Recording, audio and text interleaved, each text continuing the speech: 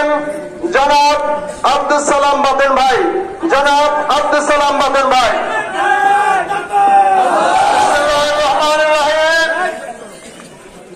বিভিন্ন মসজিদ থেকে আগত ইসলাম প্রিয় ইমামগণ, মুসলমানের হাতিয়ার এবং মুসলিম জনতা, আজকে আমরা এখানে উপস্থিত হয়েছি চট্টগ্রামে যে ধরনের তাণ্ডব সৃষ্টি করেছে ইসকনের নেতৃবৃন্দরা, এই তাণ্ডব কিন্তু ইসকনের নেতৃবৃন্দরা করে নাই।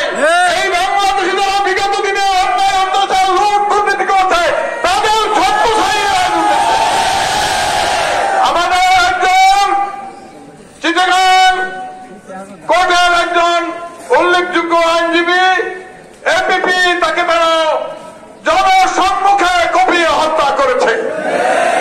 আমরা ইসকনকে এই দেশ থেকে বাতিল করতে চাই। সরকারের প্রতি আমাদের আহ্বান, এই ইসকন যেন এই দেশে কোথাও ঠাঁই না পায়। এই ইসকন অর্থ ইসকনের পিছনে বিগত দিনের যারা অন্যায় অত্যাচারী লুটেরা দুর্নীতিবাদ তারাই ষড়যন্ত্র করে, তাদেরকে দিয়ে দেশে সাম্প্রদায়িক দাঙ্গা বাঁচাতে চায়।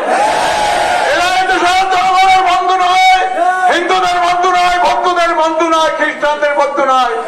আমরা এই দেশে আমার বৃদ্ধ জনতা, সর্বজন জাতীয় যারা মুসলমান এখানে যারা আছে, আজকে আমরা তাদের শান্তিপ্রিয় জনগণ, আমরা শান্তি চাই। আমরা শান্তিপ্রিয় ভাবে সবাই সহ অবস্থান করতে চাই এবং এই আহ্বান জানিয়ে আমার বক্তব্য শেষ করছি। এখন